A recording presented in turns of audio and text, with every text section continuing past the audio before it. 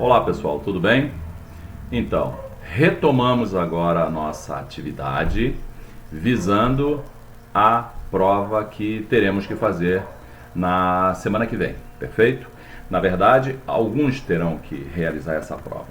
E nesse momento nós vamos fazer apenas uma breve revisão de alguns pontos importantes para que a gente consiga um resultado satisfatório, ok?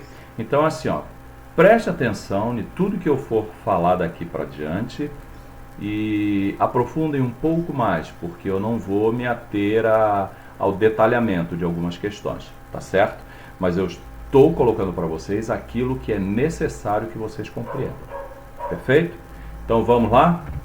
Iniciando, continuamos na contabilidade geral e continuamos também a falar sobre alguns aspectos importantes dessa nossa fantástica contabilidade. Para falar de contabilidade, primeiramente nós temos que falar de patrimônio, que é o conjunto de bens, direitos e obrigações das entidades, independentemente de ser uma organização coletiva, de pessoa individual, tá certo? E ela é caracterizada como o objeto da contabilidade. O patrimônio é o objeto de estudo da contabilidade, perfeito? Então vamos lá. O conceito básico que nós temos é que a contabilidade é a ciência que tem por objetivo o estudo das variações quantitativas e qualitativas ocorridas no patrimônio, que é o conjunto de bens, direitos e obrigações das entidades. Ok.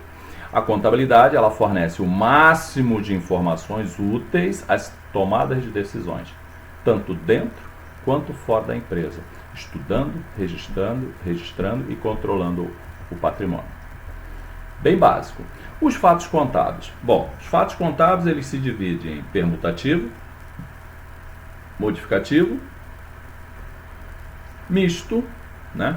E ainda temos os atos administrativos. Atos administrativos são aquelas ocorrências que não diretamente estão relacionadas à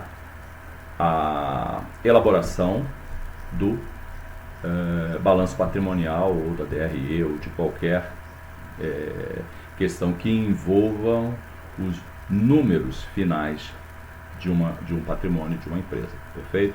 Assinatura de um contrato, renovação de seguro, tá certo? Esses são atos administrativos. E os fatos, aquilo que mexe com a situação patrimonial. Vamos lá. Os fatos contábeis, como eu disse, eles podem ser permutativo, modificativo ou misto. Permutativo não altera a situação líquida.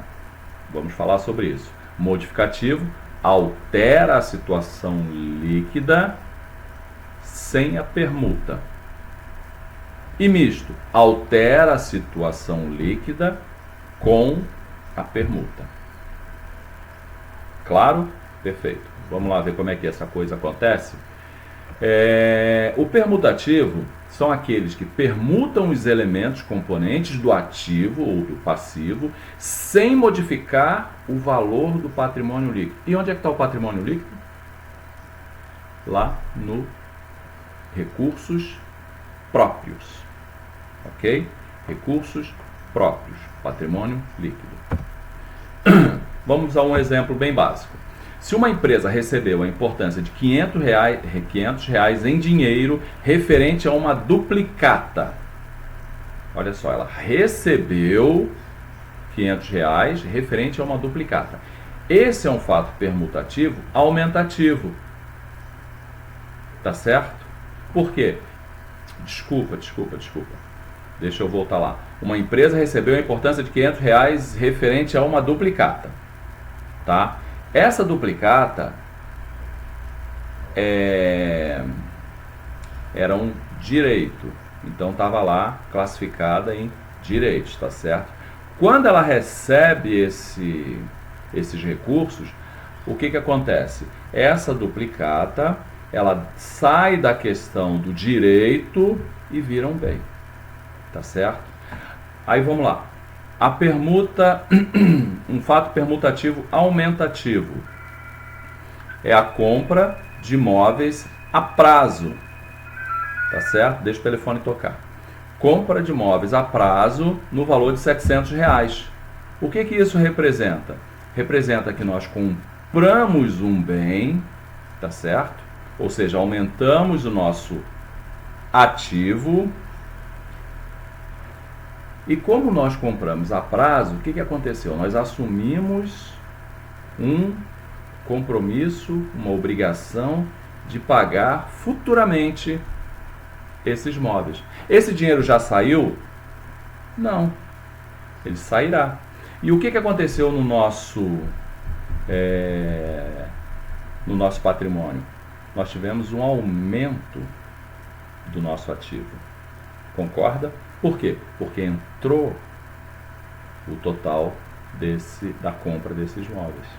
Isso é um fato permutativo aumentativo. Vejam bem, nós mexemos com as contas do ativo, considerando os circulantes, e mexemos com a conta do passivo, que nós chamamos de circulantes também, tá ok? Não mexeu lá no patrimônio líquido, que são os recursos dos proprietários. Tá, e o diminutivo, como é que ocorre? O pagamento de uma duplicata no valor de R$ 500. Lembra daquela duplicata que eu citei anteriormente, que está ali em cima? Está aqui, ó.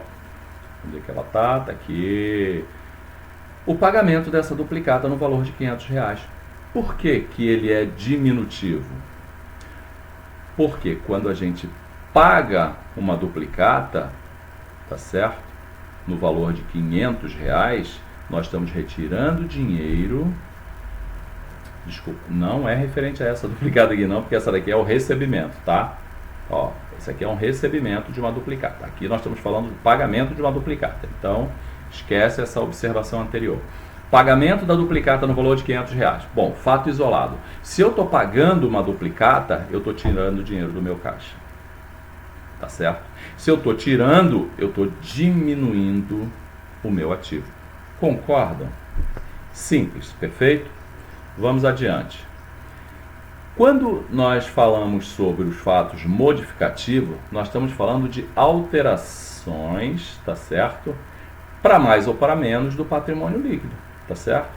Quando nós falamos em modificativo diminutivo, vamos pegar aqui um exemplo, o pagamento de despesa telefônica. Olha como é que mudou a nossa conversa agora. Eu estava falando de questões patrimoniais. E a gente sabe que existem contas patrimoniais e contas de resultado, tá certo? Quando nós estamos falando das contas de resultado, de uma certa forma, nós estamos falando do patrimônio líquido, ok? Porque é ali que vai aparecer ou o lucro da empresa ou o prejuízo, nas contas que estão relacionadas ao capital próprio. Então, quando você fala pagamento de uma despesa telefônica não é conta de resultado. Você não está pagando, você está tirando dinheiro para realizar esse pagamento. Perfeito. Então, você está fazendo o quê? Você está modificando o quê? O PL, o teu patrimônio líquido. Porque ele tinha um valor e quando você faz um pagamento de uma despesa telefônica, automaticamente ele vai reduzir o teu patrimônio líquido, porque é uma conta de resultado. Tá, e o aumentativo? O aumentativo é o recebimento, tá, de valores relacionado à tua a tua demonstração do resultado. É a receita. Então, toda vez que você tiver uma receita, você fizer o registro de uma receita, de uma certa forma, você está modificando de maneira aumentativa o teu PL. Recebimento da importância de R$ 200 proveniente de receitas de aluguel. Se você está recebendo essa receita, gravem, por favor. Você está modificando o teu patrimônio líquido. Você está aumentando o teu patrimônio líquido. Por isso a gente chama de um fato modificativo aumentativo. Perfeito? Então veja como é simples esse lançamento. Pagamento de despesa telefônica. Você simplesmente está tirando o dinheiro do caixa, tá certo? ou do banco e efetuando um pagamento. Recebimento de uma importância, você está colocando dinheiro no caixa, tá certo? E está registrando essa receita. Vamos adiante. Isso é modificativo. E o misto? Bom, o misto envolve ao mesmo tempo um fato permutativo e um fato modificativo. Ele pode acarretar alterações no ativo e no patrimônio líquido, ou no passivo e no patrimônio líquido, ou no ativo, no passivo e no patrimônio líquido, tudo ao mesmo tempo. Porque quando eu falei lá do modificativo, que o dinheiro entra no caixa, veja bem, o fato permutativo é quando há uma permuta e simplesmente a entrada no dinheiro no caixa, isso não é uma permuta, tá? Não confundam, permutativo é quando há uma troca. Como assim, professor? Vamos lá. Um misto aumentativo. Os móveis e utensílios que custaram R$700 foram vendidos à vista por R$750. Olha aí como é um fato misto. Por que ele é misto e aumentativo, pessoal? Porque os móveis que custaram R$700, tá certo? Foram vendidos à vista por 750. Olha lá. Registra, faz ali o lançamento básico dos móveis que custaram R$700, tá certo? E faz a venda dele a 750. O que vai acontecer? Você tem um fato permutativo, tá? Que é a compra desses móveis, que gerou, né, uma permuta entre esses valores, e quando você vende por R$750, o que está acontecendo? Você está recebendo R$50, que serão computados como receita, né? Que seja de juros, que seja de vendas simplesmente, mas ele está, certo? Esses R$50, eles representam uma receita. E os R$700 serão registrados como um fato permutativo. Ou seja, os 700 não alteram por si só a questão do patrimônio líquido. Mas quando eu falo em 750, eu estou tendo um lucro aqui, tá certo? Então, isso representa o quê? Uma receita. E aí a gente está mexendo com um fato misto aumentativo, tá? Ele aumenta o ativo pela entrada dos R$750 e aumenta o patrimônio líquido, que é referente ao lucro auferido, certo? E o diminutivo? Pagamento de uma duplicata de R$200 em dinheiro, tendo pago também juros pelo atraso. Olha aí, ó. Ele pagou uma duplicata, ok? Então essa duplicata, o valor dela, R$200. Por quanto que eu tenho que baixar? R$200. Ah, tá, mas aí eu tenho, como eu atrasei, eu tenho que pagar juros sobre ela. Então, isso representa uma saída de recurso, uma despesa além do valor da duplicata. E isso é uma despesa referente ao resultado do exercício, que aí você precisa registrar como uma saída além daquilo que foi anteriormente negociado. Perfeito, pessoal? Isso é o fato misto. Não percam essa noção do que é permutativo, o modificativo e o misto. É a diminuição do passivo pela extinção da obrigação em duplicata no valor de R$200 e a diminuição do patrimônio líquido pela redução dos lucros em R$20, referente às despesas ocorridas. Resumindo, nós temos que o fato permutativo envolve apenas contas patrimoniais, claro, e o modificativo envolve apenas uma conta patrimonial, bens, direito ou obrigação, uma conta, e uma ou mais contas de resultado do PL, tá certo? E o misto envolve mais de uma conta patrimonial e uma ou mais contas do resultado ou do patrimônio líquido. Ficou claro? Espero que sim, né? E preste atenção, isso é muito importante para a nossa avaliação. Tá, aí vamos falar agora do fluxo de caixa, rapidamente. Fluxo de caixa, pessoal. Nós não vamos aprofundar o estudo sobre fluxo de caixa, mas é importante nós percebermos, né, e compreendermos que as atividades que envolvem a elaboração de um fluxo de caixa, ela se resume em 3 aspectos, que são as atividades operacionais, as atividades de investimento, está aqui, e as atividades de financiamento operacionais, aquilo que está ocorrendo durante o exercício. Investimento, aí nós já estamos mexendo um pouco mais com a questão do nosso ativo não circulante. Por quê? Porque são investimentos médio e longo prazo.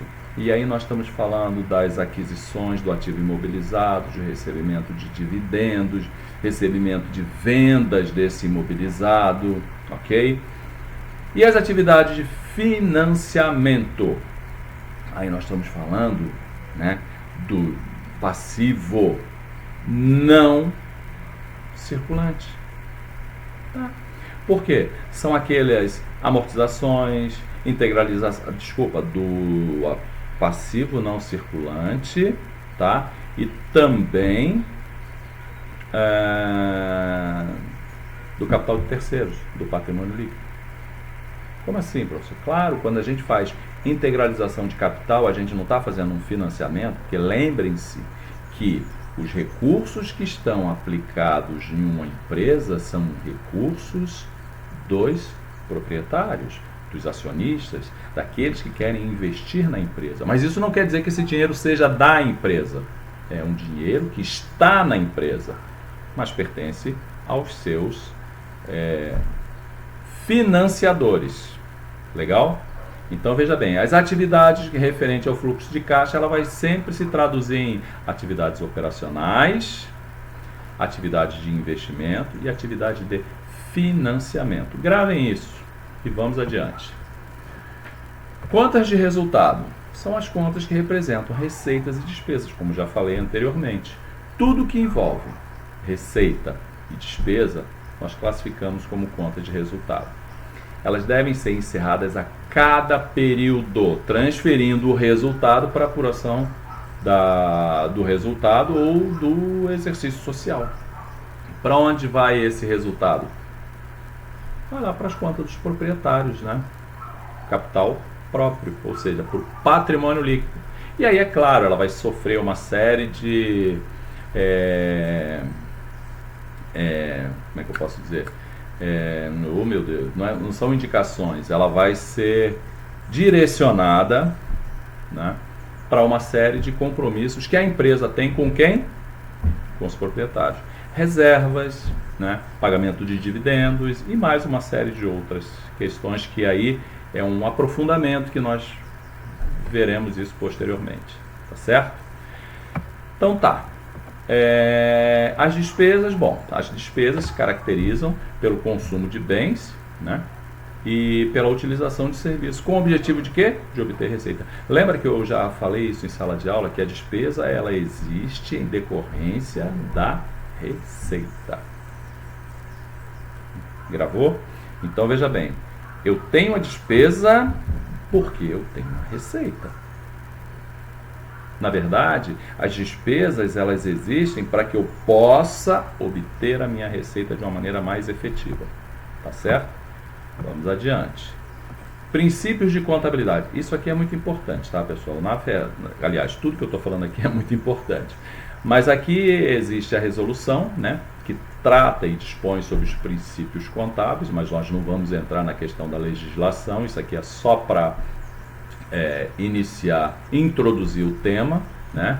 E aqui nós temos todos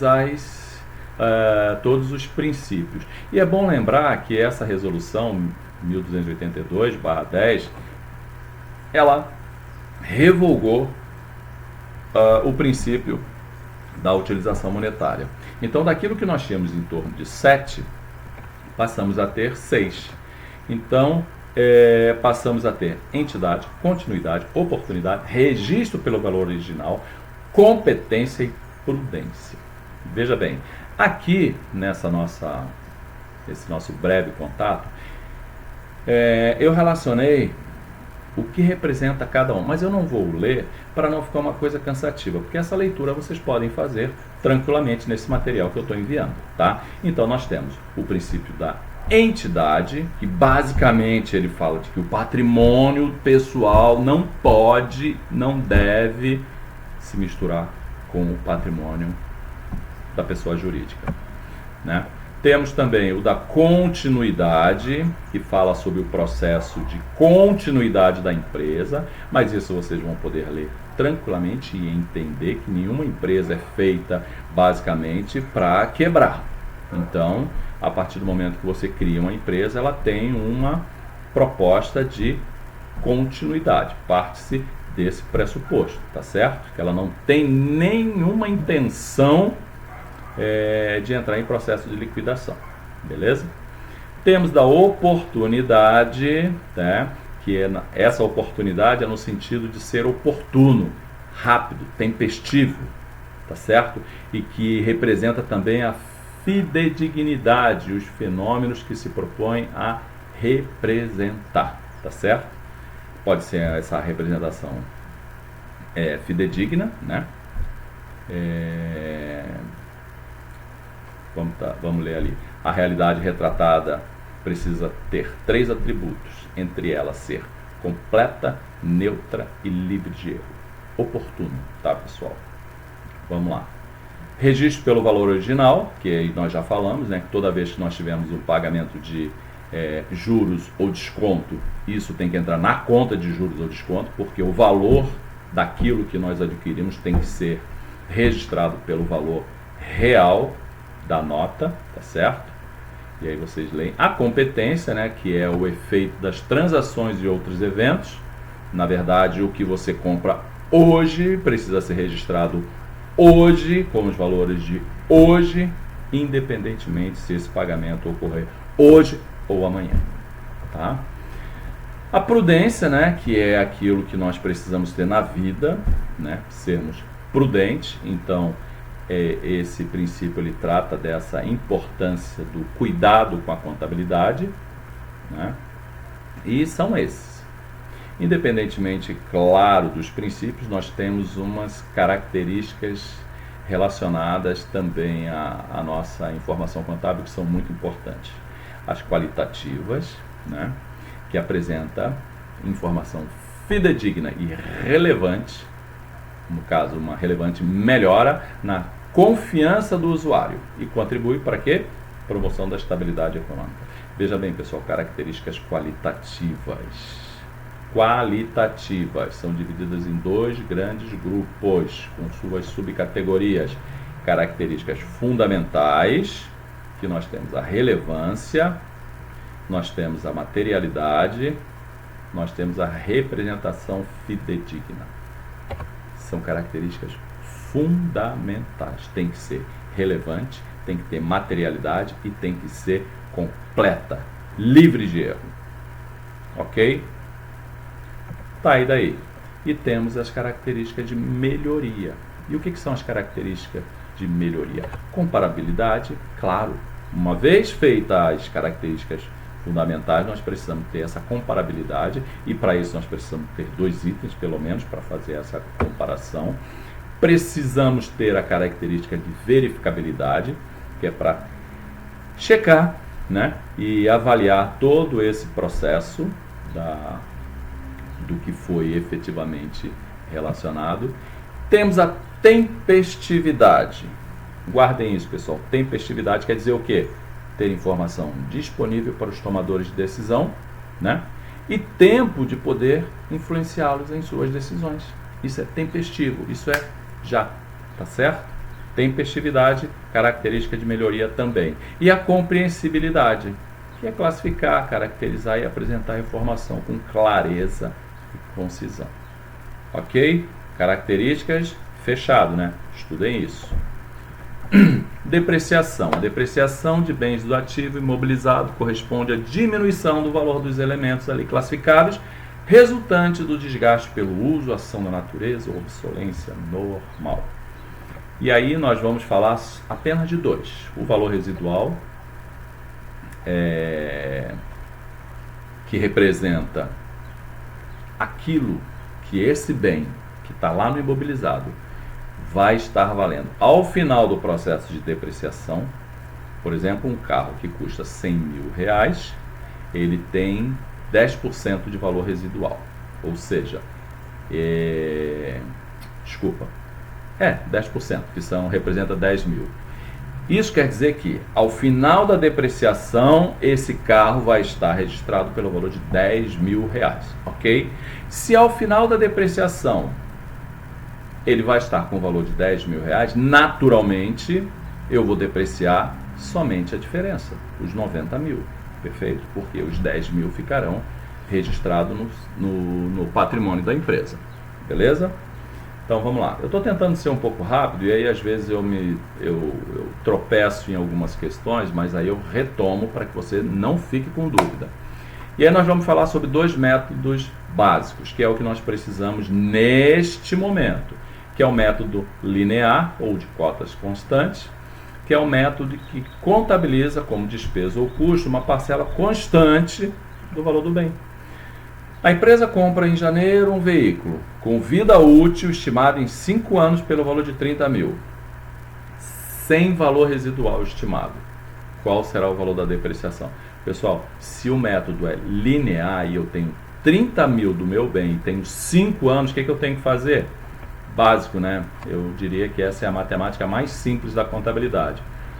Eu tenho que pegar esses 30 mil reais e dividir por 5 para saber qual é o valor depreciável por ano, já que nós estamos falando em 5 anos. E aí nós teremos 6 mil por ano. E se eu tenho 6 mil por ano, isso significa que eu tenho uma depreciação de 500 reais por mês. Ok? Simples assim, né? Vamos lá. No final do primeiro ano, o ativo imobilizado deverá ser apresentado no balanço da seguinte forma: veículo, 30 mil, depreciação, 6 mil, eu estou falando do ano, tá? Ou seja, 24 mil reais, que é o valor desse veículo, já depreciado no primeiro ano. Se considerarmos um valor residual de 3 mil, como é que vai ser? 30 mil menos 3, né? Porque eu tenho que tirar esse 3 mil e divido por 5. Ou seja, por ano, 5.400.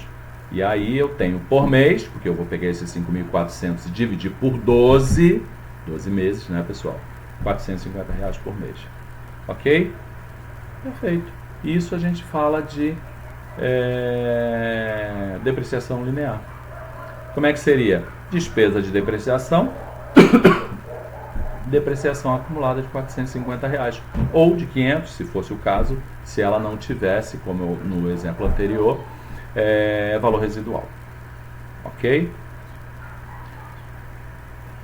E o método da soma dos dígitos? O valor da depreciação é obtido a partir da soma do número de anos de vida útil do bem. Vamos lá. Se nós pegarmos aqui, né, dentro desse exemplo, o primeiro passo é somar o número de anos de 1 a 10. Por que de 1 a 10, pessoal? Porque nesse caso aqui, nós estamos falando em 10 anos. Então nós vamos pegar 1 ano, mais 2 anos, mais 3 anos, mais 4 anos, mais 5 anos, mais 6 anos, mais 7 anos, mais 8 anos, mais 9 anos, mais 10 anos. Quanto é? Opa, volta aqui. Volta aqui. Ou seja, eu faço a soma. 1 ano, 1 mais 2, mais 3, mais 4, mais 5, mais 6, mais 7, mais 8, mais 9, mais 10, igual 55. Isso é a soma dos dígitos, tá certo? Saldos decrescentes, perfeito? E se fossem 20 anos? Mais 11, mais 12, mais 13, mais 14, mais 15, mais 16, mais 17, mais 18, mais 19, mais 20. E se fosse só 5? 1, mais 2, mais 3, mais 4, mais 5. Perfeito? Então tá. E na sequência, o que a gente tem? Para a gente obter a taxa de depreciação do primeiro ano, o que nós vamos fazer? Dividir o período de vida, no caso 10 anos, pelo denominador encontrado na soma. Não foi 55? Então eu vou pegar 10 anos, tá certo? E fazer a divisão por 55. Ah tá, mas e no segundo ano? No segundo ano, eu tenho 10 anos menos 1, tá certo? São 9. E aí eu faço a mesma divisão pelo valor encontrado aqui, que é, no caso, o nosso denominador de 55. E assim sucessivamente. No primeiro ano, 10 dividido por 55, que multiplicado por 100 vai me dar 18,18%, porque eu multipliquei por 100. 10.000 vezes 18,18% vai dar 1.818. No segundo ano, 9, né? Porque eu tenho que tirar um ano. Dividido por 55. O 55 será sempre a minha base para efeito de cálculo. E eu vou sistematicamente reduzindo, porque eu estou falando em sistema decrescente, o número de anos. E aí é evidente que eu vou ter percentuais diferentes. E esses percentuais eu vou calcular baseado no valor do bem total. E isso vai me dando, ano a ano, um valor diferenciado. E reparem uma coisa aqui, ó. Num primeiro momento, a minha depreciação é de 1.818, bem alta. Mas percebam que ela vai decrescendo a cada período. Isso é importante, professor, por quê? Porque dependendo da utilização da máquina, num primeiro ano, o desgaste dela é muito maior do que nos anos subsequentes, tá certo? Então aí a depreciação ela vem em processo de redução até o 10º ano. E se você somar todos esses valores encontrados aqui, é evidente que você vai encontrar o valor total de R$10.000. Ok, pessoal? Eu coloquei aqui plano de contas, mas eu não quero que vocês estudem plano de contas necessariamente. O que eu quero que vocês façam é que compreendam e identifiquem as contas que representam o ativo circulante em termos de disponibilidade, clientes, estão vendo aqui? Estoque, despesas antecipadas. Isso aqui são exemplos de algumas contas do ativo circulante. Essas contas, elas são de natureza circulante. Nunca você verá uma conta caixa como passivo, que seja circulante, não circulante. Nunca você verá uma conta bancos, conta movimento, como passivo. Nunca você verá uma conta de estoque no passivo. E nenhuma dessas, pessoal, porque essas contas são de natureza devedora, contas de ativo, ok? E o não circulante? Também do ativo. Realizável a longo prazo, que são as duplicatas a receber em longo prazo. Investimentos, que são as participações societárias, né? O imóveis não destinado a uso. O imobilizado, computadores, imóveis, instalações, móveis, veículos, máquinas, equipamento. Ali eu vou tirar a depreciação acumulada, tá certo? E os intangíveis também, que são as marcas e patentes, tá?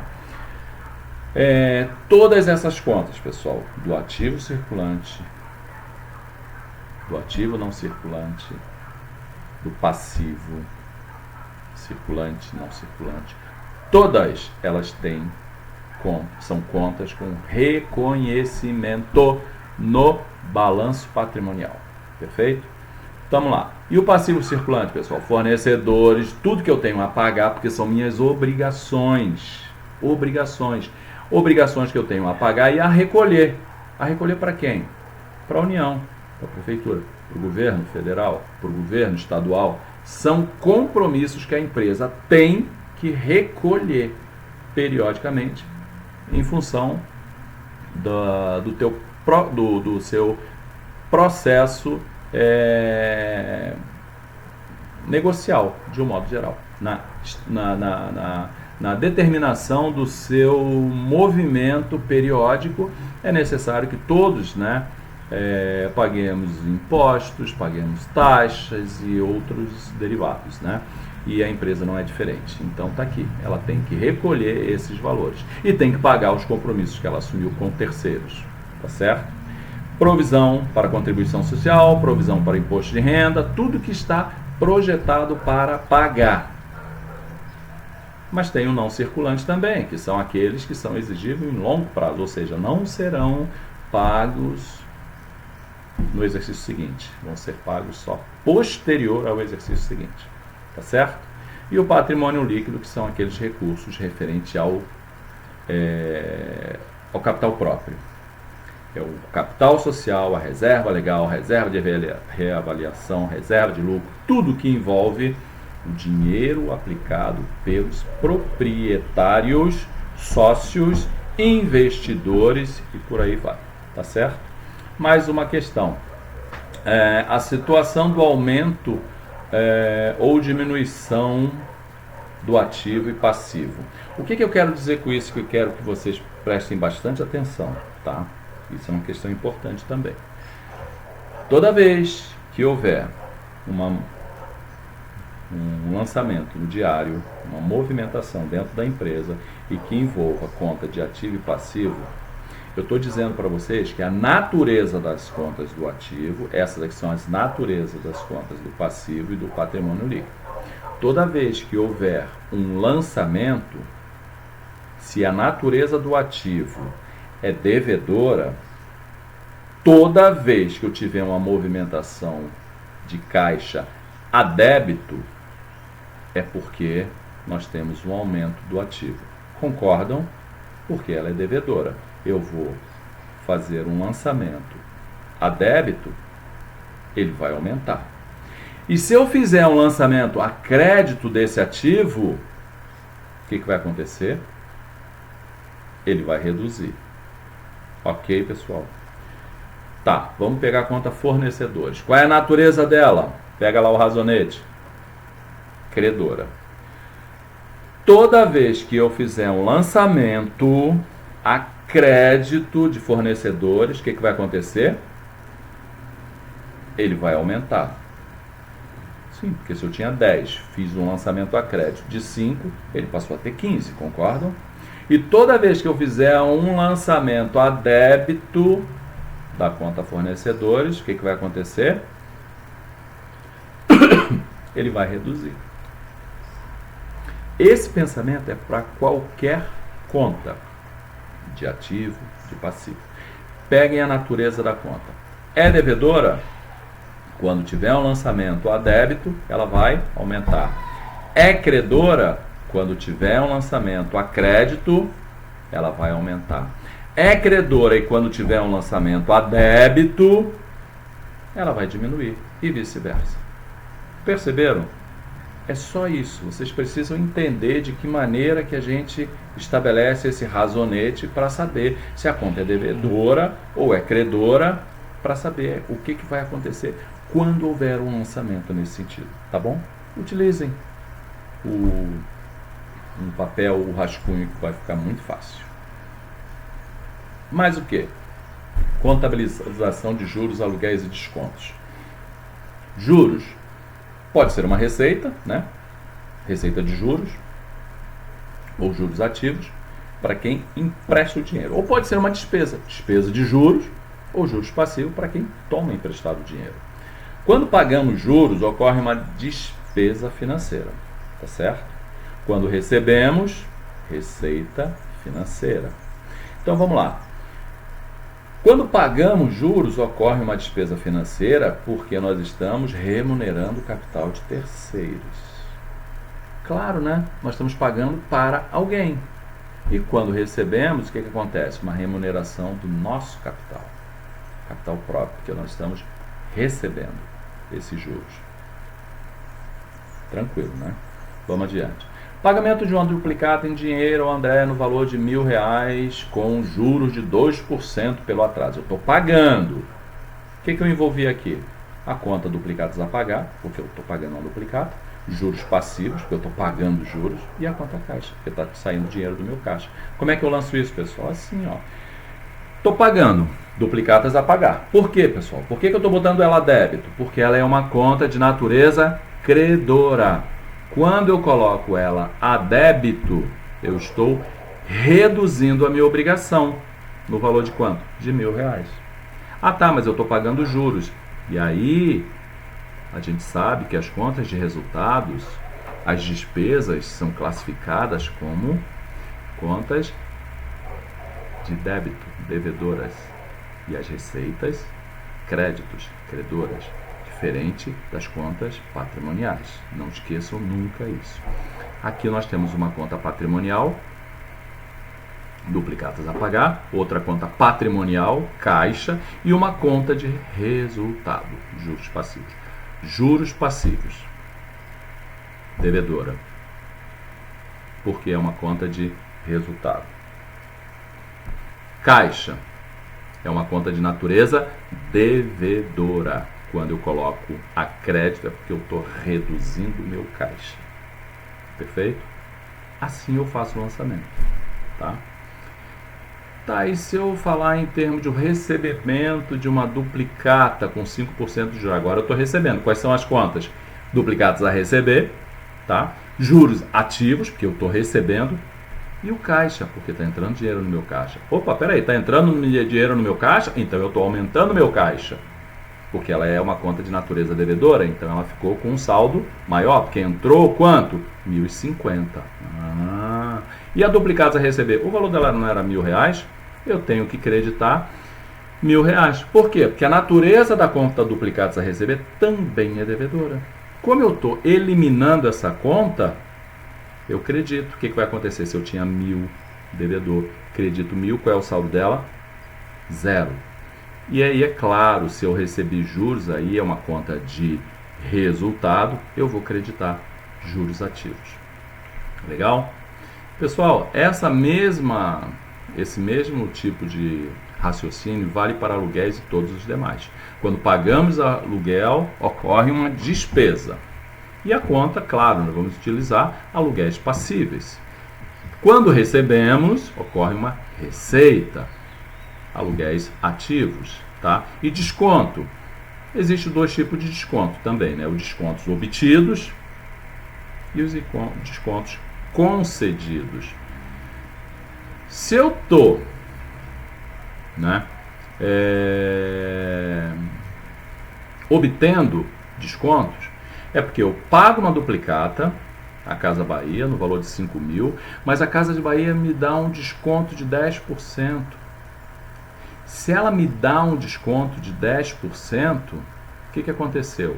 Eu tenho a duplicata que eu estou pagando, eu tenho um desconto que eu obtive, não obtive, ela me deu desconto, e tem a conta caixa. Ah, legal, e aí como é que eu lanço isso? Bom, eu tenho que lançar a duplicatas a pagar a débito, porque ela é uma conta de natureza credora, e para eu eliminar esse saldo, eu tenho que fazer a contrapartida, a débito. Duplicatas a pagar. Tá, eu não paguei, saiu o dinheiro do meu caixa, mas saiu quanto? 5.000? Não, ela me deu 10%, então saiu 4.500. Ah tá, e aqueles R$500? São desconto obtido, porque eu não posso alterar o valor da minha duplicata. O valor da minha duplicata a pagar está aqui, ó, 5.000, e eu vou baixar os 5.000. Mas do meu caixa vai sair quanto? 4.500. E o restante? Eu obtive de desconto. Se eu obtive de desconto, eu ganhei, e esse desconto vai para minha receita. Por quê? Porque desconto obtido é uma conta de resultado. Ah, tá, e a conta caixa? Patrimonial. E a conta duplicatas a pagar? Patrimonial. Ok? Tá. E quando nós oferecemos o desconto? Recebimento do Alexandre em dinheiro, a importância correspondente à duplicata de nossa emissão no valor de 5.000 com desconto de 10%. Agora nós demos o desconto. Se nós demos o desconto, nós temos a conta duplicatas a receber, que recebemos, descontos concedidos, que concedemos, e a conta caixa. Concedemos o desconto? Ah, bom, se nós concedemos o desconto, ao invés de receber 5.000 do valor da duplicata, que está aqui registrado, né, o valor da duplicata, 5.000, está aqui. Quanto que a gente recebeu? 4.500. Dei desconto. E os 10%? Concedi, R$500. Tenho que abater. Ah, então, desconto concedido eu caracterizo como uma despesa. Porque não recebi, eu tive uma despesa. Eu tenho que abater. Da onde? Do meu PL. Então, caixa, conta patrimonial. Duplicados a receber, conta patrimonial. Tenho que fazer o lançamento de maneira que eu recebi, então isso aqui vai aumentar o meu caixa. E a duplicados a receber, eu tinha lá 5.000, né? Para eu dar baixa nela, acredito 5.000. Zerei. E o desconto concedido? Conta de resultado. Conta de resultado representa uma despesa. Ok? Mais alguma coisa? Só isso, pessoal. Assim, ó, a nomenclatura das contas não é rígida, podendo as receitas ou despesas serem encontradas com outros títulos também, tá? Despesa de juros, receita de aluguel, receita de desconto, tem várias nomenclaturas, mas todas elas nós temos que ter essa clareza de sabermos que contas patrimoniais, contas de resultado. Em algum momento eu vou usar ambas, porém eu tenho que classificar corretamente o que é débito nas contas patrimoniais e o que é débito nas contas de resultado. O que é receita e o que é despesa. Tá certo? É isso. Nossa prova vai estar baseada nessas questões. E é claro, verifiquem também, confirmem tudo isso que a gente está falando com a aula 1, tá? Que vocês já fizeram.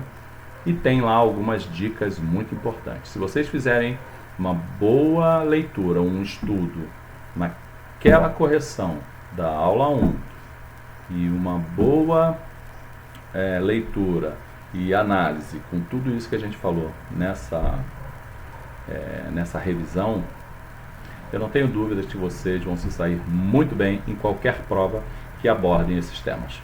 Tá bom? Bem, eu desejo a vocês sucesso e reafirmo que nenhum obstáculo será grande se a sua vontade de vencer for ainda maior. Mete a cara, falta pouco para a gente fechar o semestre, mas precisamos da sua determinação, ok? E da tua compreensão. Dúvidas? Entramos em contato e resolvemos qualquer negócio referente à contabilidade. Um grande abraço e até a próxima.